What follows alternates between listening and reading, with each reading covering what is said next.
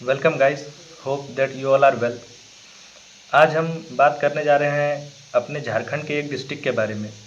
जब हम अपने राज्य झारखंड के बारे में बात करते हैं तो यह हमारे देश में एक ऐसा प्लेस होल्ड करता है जहां संसाधनों की कोई कमी नहीं है। यहाँ इतने संसाधन मौजूद हैं कि लोगों की ज़िंदगी संवर जाए अगर यहाँ के प्रशासन सरकार इसे ढंग से उपयोग में लाए तो।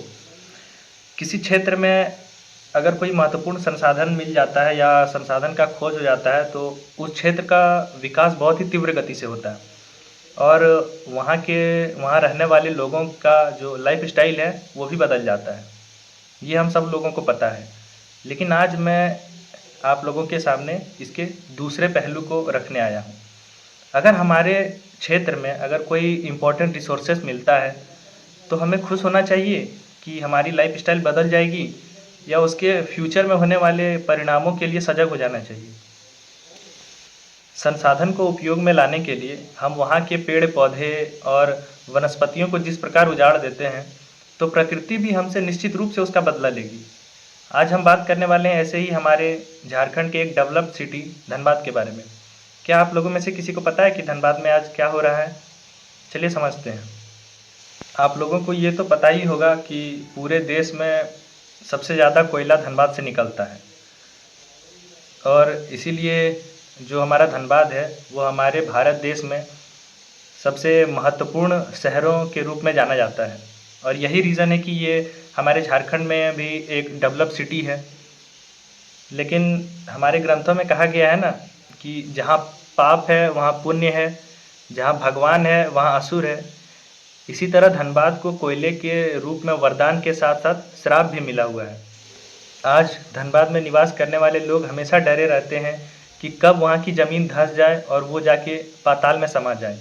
खैर ये समस्या तो पिछले कई वर्षों से चलती आ रही है, लेकिन आज हम एक ऐसी समस्या की बात करेंगे जिनको सिर्फ सुन के ही आप सहम जाएंगे। धनबाद के केंदुआडीह इलाके में एक बंद पड़ी भूमिगत कोयला खदान जो है जो 15 सालों से बंद पड़ी हुई थी, उससे कार्बन मोनोऑक्साइड का रिसाव हो रहा है, जिससे कुछ दिन पहले 2 महिलाओं की जान चली गई और दर्जनों ऐसे बच्चे और महिलाएं हैं जिन्हें अस्पताल में भर्ती कराया गया। वो 2 महिलाएं ललिता देवी और प्रियंका देवी थी और जो बच्चे अस्पताल में भर्ती कराए गए हैं, जिन महिलाओं को अस्पताल में भर्ती कराया गया है, बताया जा रहा है उन्हें उल्टी, सिर दर्द और सांस लेने में समस्याएं हो रही थी।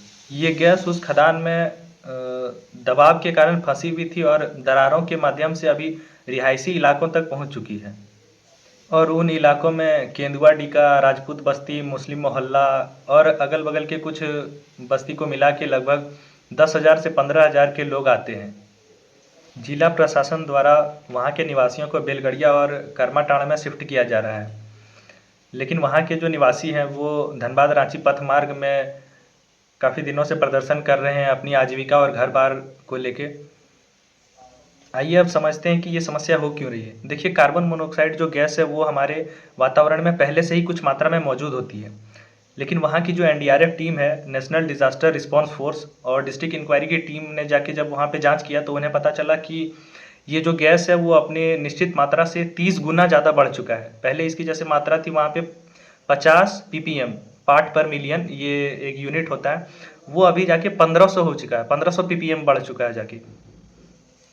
और यही रीज़न है कि ये रिहायशी इलाकों तक पहुँच के लोगों के सांस के द्वारा अंदर जाके उन्हें तरह तरह की बीमारियों का शिकार बना रहा है।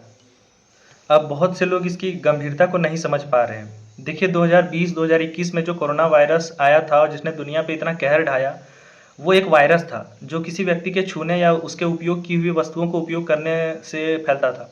लेकिन ये एक गैस है जो हवा में फैलता है।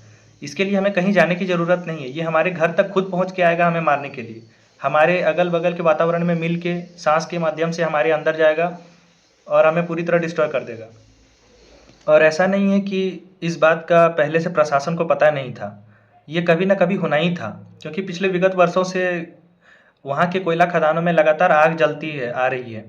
तो जो वहाँ से गैस का रिसाव हो रहा है वो एक ना एक दिन रिहायशी इलाकों तक पहुँचकर वहाँ अपना प्रभाव दिखाना ही था।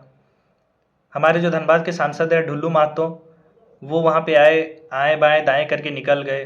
परिजनों से वहाँ पे जो जो मृत परिजनों से मिले, हाँ कुछ मुआवजे की बात हो गई, बस चले गए। ठीक है, वो वहाँ के जो निवासियों को आप दूसरी जगह शिफ्ट कर देंगे, लेकिन पूरा आप धनबाद को कहाँ पे शिफ्ट करिएगा? धनबाद की जितनी आबादी है, वो झारखंड में रहने के लिए उतना प्लेस भी नहीं है, तो आप कहाँ पे शिफ्ट कर दीजिएगा उनको? इसके लिए कोई सॉल्यूशन खोजने के बजाय आप सिर्फ मुआवजे देकर इसकी कमी को पूरा नहीं कर सकते।